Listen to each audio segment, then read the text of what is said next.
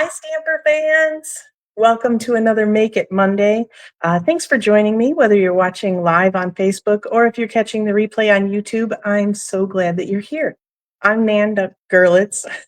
Wow, don't even know my own name tonight. I'm Nan Gerlitz, independent Stampin' Up! Demonstrator from Bloomington, Illinois, and I am here to help you connect with your people, whether that's gathering together to craft or you making handmade items to share with them. It's all about making and deepening those connections.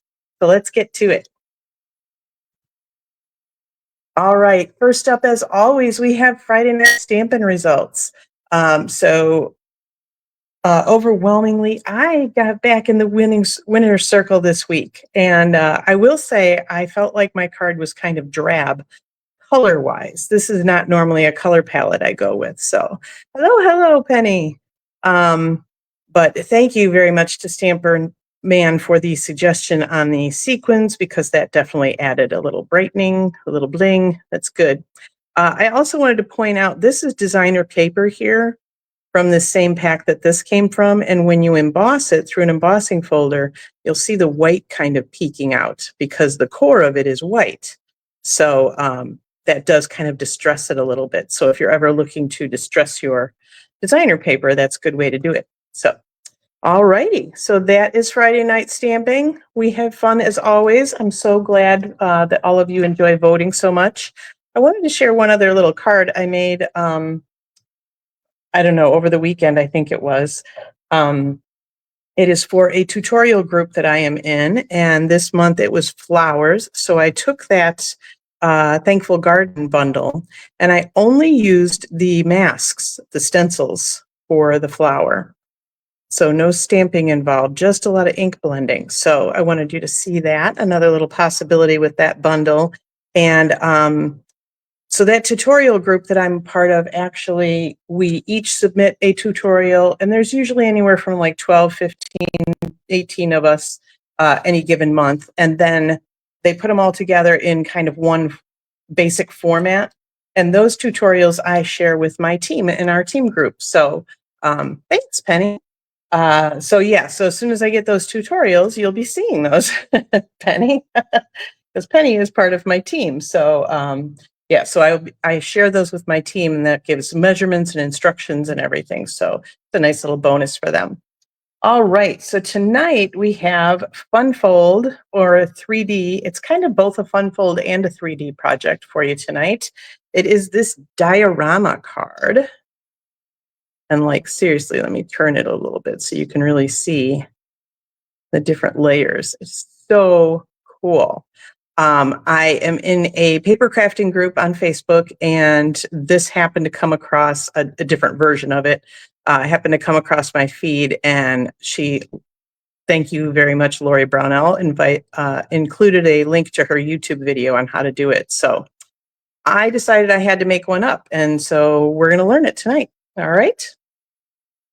So I have done a lot of die cutting and coloring and things like that ahead of time, because the main part I want to share with you is the construction of this project so that you can recreate it. If you're going to make this project, chances are you know how to die cut, you know how to color things, you know how to stamp a sentiment. You're probably not going to tackle this project if you're brand new to paper crafting. So I thought I could forego all of that. All right. So let's see. I do have step-by-step instructions for me, just to keep me in line so I can keep this very informative and easy to follow for you. So that is another one. So I have pre-die cut a few of my other layers as well. Yeah, it's, Penny, it's a lot of steps, but I think you'll like it. I think it's right up your alley. Okay. So first I wanted to tell you how I went about determining the size of my project. This particular one will fit in a standard A2 size envelope. So it is 5.5 inches tall. This one happens to be 3 and, oh my gosh. It's not 3 7/8. It's one tick below that. So 14/16, something like that. But anyway, so when you squish it, it would fit in a regular envelope. It's going to take extra postage. It's thick. It's probably needs to be hand canceled, all that kind of stuff. So if you were to make this and you were going to mail it, I would definitely take it to the post office and, figure it out, or put a few stamps on it if you're, mailing it at midnight, whatever.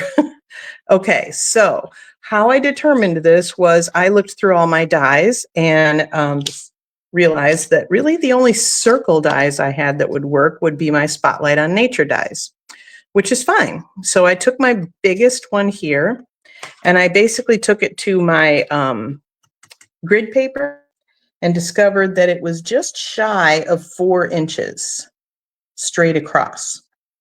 So, and it really wasn't like it was maybe just over the 3 7/8, but you need to make sure that the edges are going to clear your cardstock, or they're going to be beyond your cardstock. So that's how you're going to determine. So it really kind of depends on what dies you have to work with.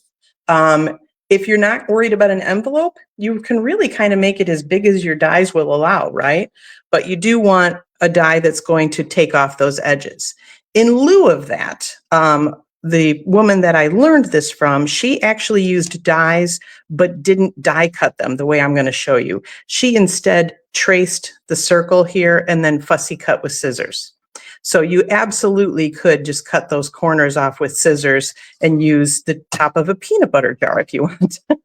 Anything to get that curve. So that's kind of how you determine the size. So like I said, mine is 5.5 by, I have to figure this out because it's bothering me.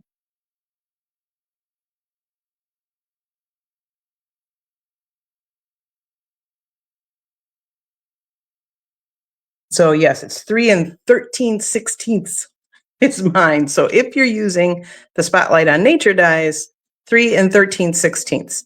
Or let me get my camera and I will show you. So if you're going to the 3 and you're going to 4, there's 3 3/4 right there. You just do one more tick to the left towards the 4. All right. Because instead of trying to figure out the measurement, I just kept going, okay, one more tick. Much easier. Okay.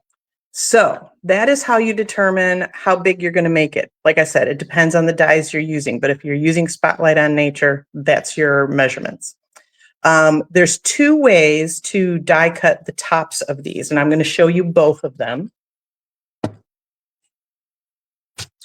Or like I said, you could fussy cut with scissors. I got my die cut machine backwards. So put our plates down. My plate is so well loved, you guys. I really need to replace it. So that's going on my next order. So I want to get this pretty much right up at the top. And I want to make sure it hangs over slightly on each side. And I'll tape it down. So the first way you can do it is you can put that top plate in and have it stop about halfway. Now it's only going to cut this, even if you run the whole thing through.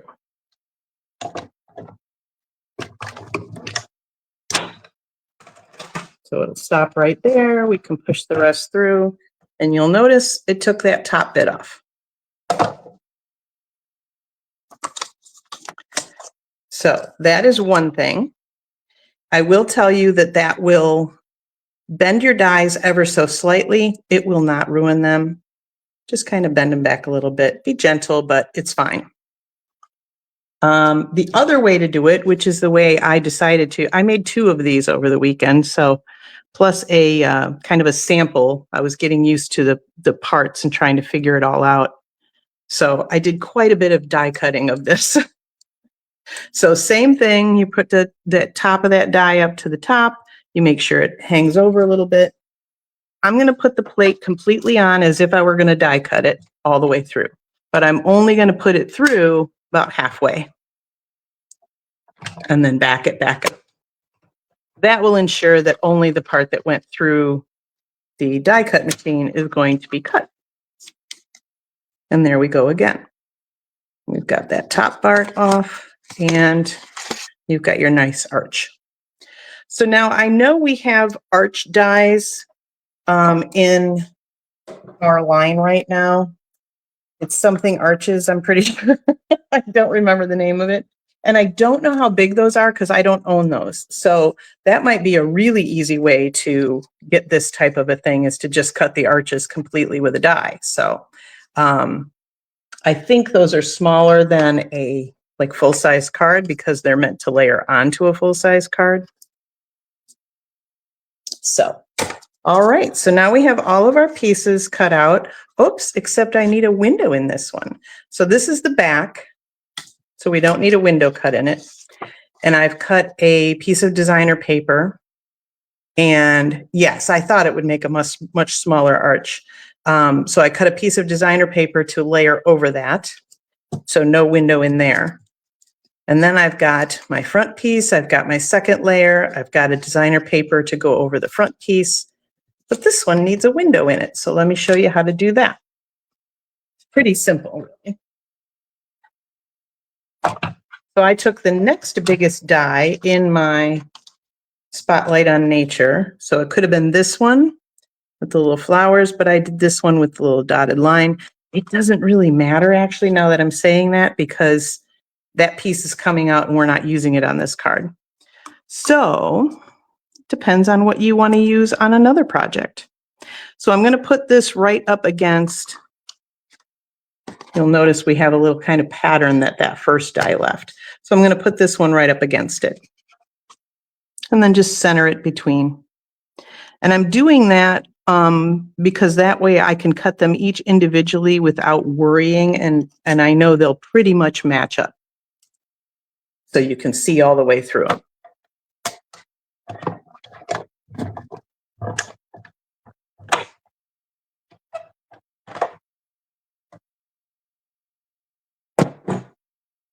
We'll do a little bit more die cutting in a minute, but that is the basic base of the card. I also love this project because I think it would look great on a mantle or, you know, on somebody's desk at work, because it just stands up so nicely and it's very sturdy, you know, so it'd be really cute. I'm thinking I'm going to have to bring one to my work to show off. Okay.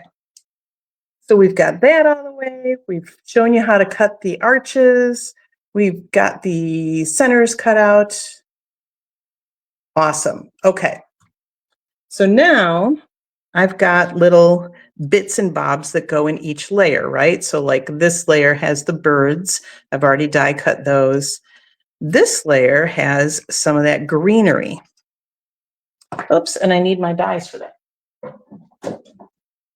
I put those away because I forgot I still had to do that. So I thought it would look really cool to have this greenery window around the one layer. But obviously this is a rectangle, so that's not going to work so much. So what I've done is taken that largest die again. We're going to cut one of those out.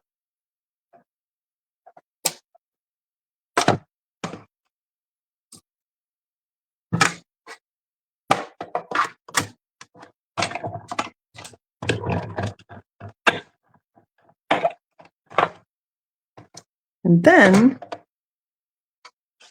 we're going to cut the greenery from this circle. So you can really do anything. The woman that I originally saw, she had a bunch of waves and then she put a sailboat on them. And so she cut that kind of a curve to match her circle and put the waves on it. So I thought that's exactly what I wanted. I wanted this anchored to the circles. So this particular die does not cut the outside piece. It only cuts the inside pieces. So whatever your frame is that you're working with is what's going to, that's the shape it's going to be. So I just want this, I want to retain this bottom curve, and I want some greenery peeking in. So we're just going to put it up a little bit and run it through.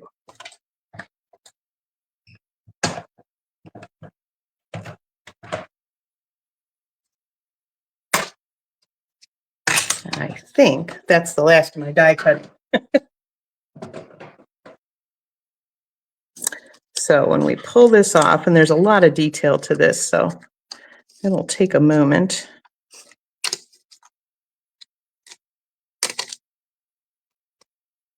All right. Normally, when I have this much detail, I run it back and forth 2 or 3 times, and I forgot. There we go. A little spot right there. So that looks weird by itself, but trust me, it's going to look really great attached to the card. Okay. All right. So we've got that. The last piece that we really need to make, I guess, is our little accordion pieces that join each layer together. So you're going to need 6 of these, 3 for each side. And mine are 2 inches by 2 inches. So the width of them will be 2 inches. That's going to give you this part. And the height is really determined by how high it is till your opening, because you don't want them sticking out in your opening, right? So I just determined if I did 2-inch squares, they would all sit below that opening, and that would all be good. So 2-inch square is great. If you have a bigger project that you've decided to put together, you're probably going to want them to be taller to support the weight better, okay? So let's get out our scoring board. This is our Simply Scored. You can absolutely do this with your paper trimmer if you have a scoring blade, which I do, but it's much quicker on this. So, and you want to just score these every 1/2 inch. So 1.5 inch, 1 inch. I'm going to flip it around because it's easier to hold it. So it's just every 1/2 inch you're going to score it. So we're going to do that to all 6 of these really quick. And this is why I got my scoring board out. It's much easier and quicker to do this. The other thing I like about making these 2 by 2 is I don't have to worry about which direction I put this cardstock in here because it's square. So whichever way I put it in is right.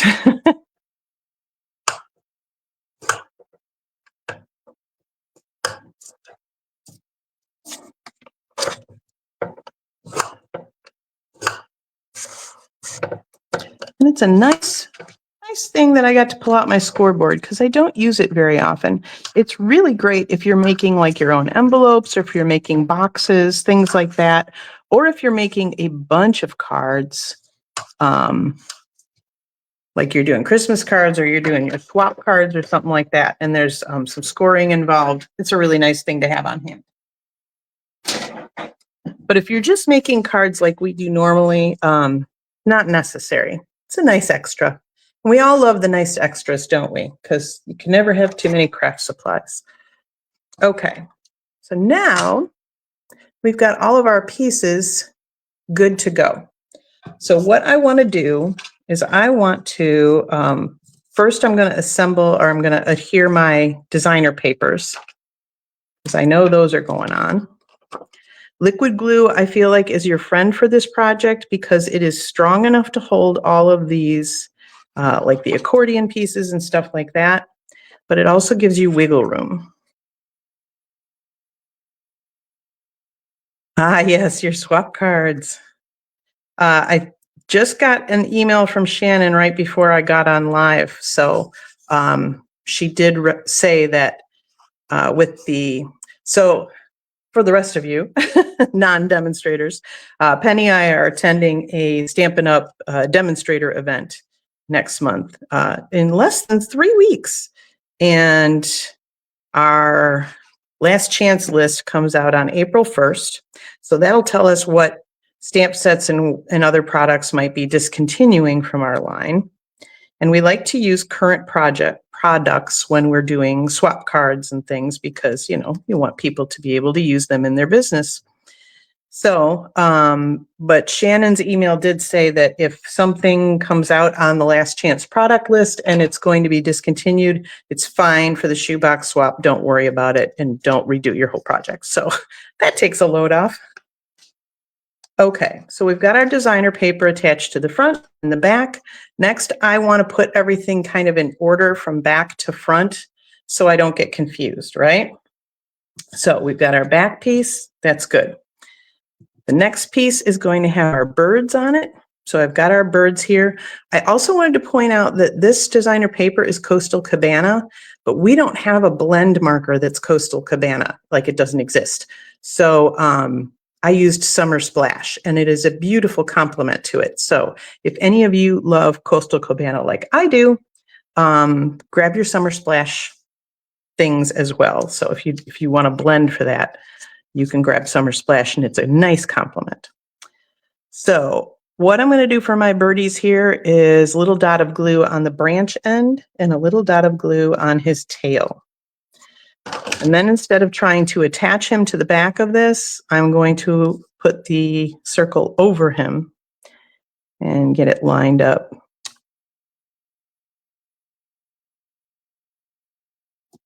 And we'll just let that sit for a moment.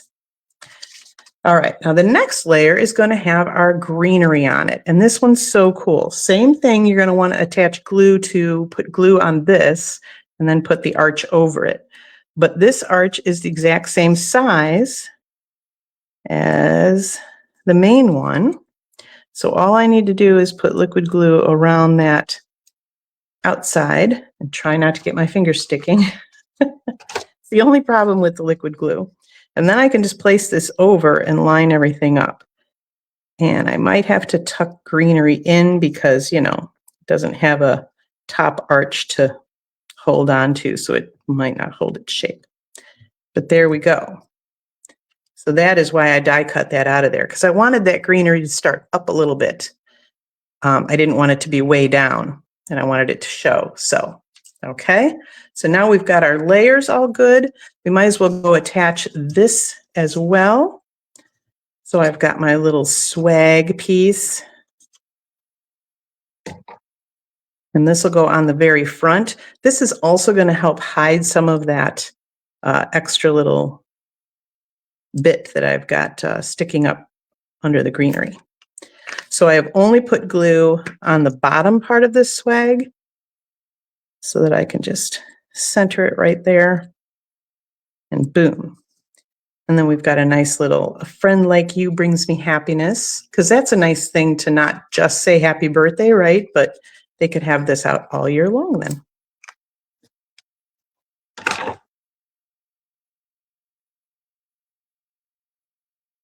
So you absolutely could add ribbon, bling, whatever you want to this. I kept it fairly simple since the diorama was already kind of wow, right? Okay.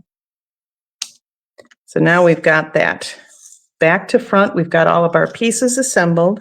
Now we just need to accordion fold our little, our side pieces. So you're going to want to make these into M's or W's, whichever one's your favorite. And then I want you to take a bone folder and really give them a good crease, because that'll help in assembly.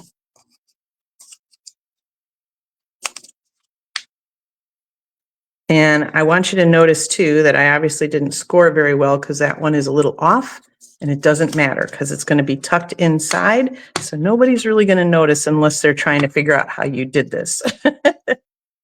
And then they're still just going to be so wowed that they're not going to care. It's not really part of the design, it's just part of the construction.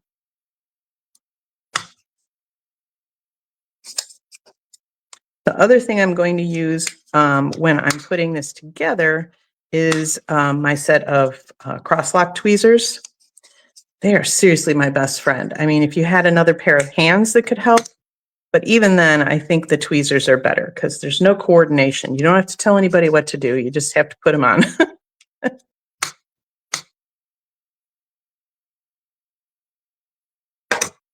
Okay, so I've got my tweezers at the ready.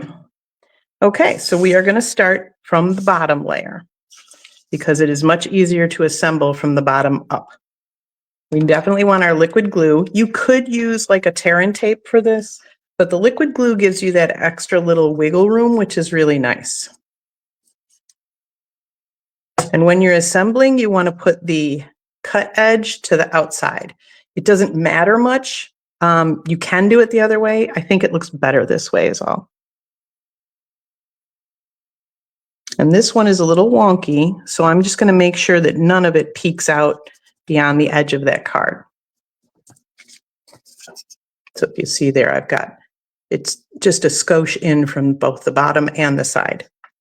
You don't have to worry about lining everything up perfectly with this because, like I said, nobody's really going to see this unless they're like looking for it. And even then, when it's all assembled, it's going to be pretty hard to pick out any faults.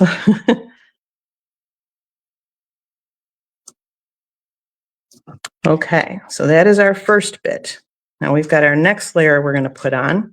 We're going to put glue on these guys, on the accordion pieces. And here's where my tweezers come in handy. I'm going to hold down that side. And then with my fingers, I can hold down this side. But it's very hard to hold down both sides working just by yourself. So you can just pop that down. If you want, you can use a large block or something heavy to just set on for a moment if you want, so you know it's good and adhered. And then we're just going to keep building. This is actually going pretty quickly, so I'm pretty excited. So the same thing as we go up.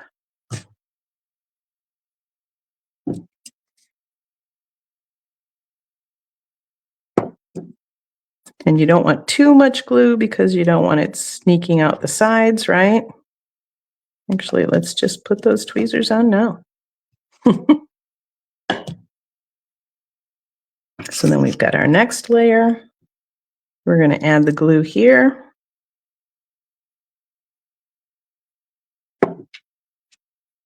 Hold that down, and then our next layer goes on.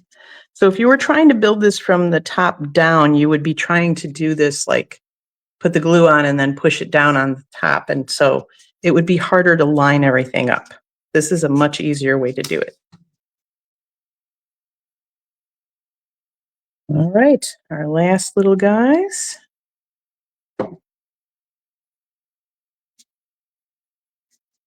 And it is also, I find, easier just to smush everything down once you're putting stuff on.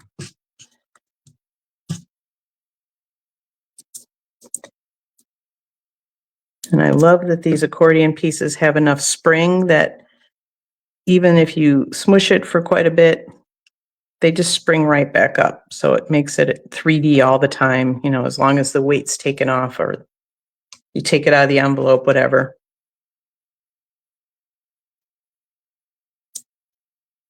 All right, and then time for our final layer.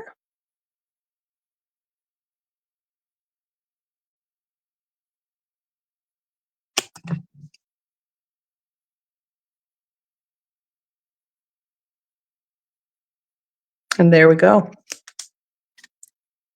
Perfect. I think that one's even better than my first one. So I will tell you also, let me cap off my glue so I don't have a mess. On this one, what the other thing I forgot is I did cut an extra little circle. You can see right there. And that just strengthens this arch top. This one has the greenery layer on it, and this one has designer paper on it. So those are a little more sturdy. So if you want, you can also do another round and put it behind there to add some more sturdiness. But I do feel like this is not bad at all. I mean, it's regular cardstock, so fun, right? Are you going to try this one, Penny? Because I feel like it's, like I said, it's right up your alley once you kind of figure out what you're doing. Definitely look through your stash. I'd love to know, any of you, like what kind of things in your stash you would use. I have butterflies that I was thinking about doing. Of course you are. Awesome. So yeah, I have butterflies I was thinking about doing. There's so many other things you could do, like balloons for birthdays or lots of flower layers. Like I said, the woman that I got this idea from, she had a sailboat and some waves and clouds and a lighthouse on the front. It was just gorgeous. I do have another sample for you to show you, and it is with our friendly fins. So I made a cool little sea diorama. It's like good enough for a grade school project, don't you think? Middle school, probably. But yeah, so I used the, I think this is the Full of Life designer paper. So pretty, and it looks just great as a C. And then for this layer, I just put a strip of acetate. I didn't even die cut it in a circle, but there a little bit of window sheet there. So that way that the dolphin could be raised up and kind of looking like he's, you know, diving over that coral. So absolutely a clear window sheet would work great if you don't have something else, but otherwise I would make it the same color as your base. Cool? Absolutely, like I said, absolutely love these. And you can see it was really not that difficult. It was mostly just figuring out kind of the mechanism of it and which dyes I was going to use, that type of thing. So let me pop back over here so I can chat with you for a minute. Hello, hello. So yeah, if you do give it a try, I would love it if you'd post it online and make sure to tag me at Stamper Nan, because I'd love to see what you've created. If you are not online, feel free to email a picture to me at stampernan@gmail.com. And I can post it on my page if you want, or I can just look at it and be in awe of you. So whichever you want. All right, so that's about all I have for tonight. Thank you so much for joining me. If you loved this project, make sure to share the video or tag your peeps in the comments so that they can have a chance to make it as well. All right, until next week, I'm still Nan Gervitz. Happy stamping.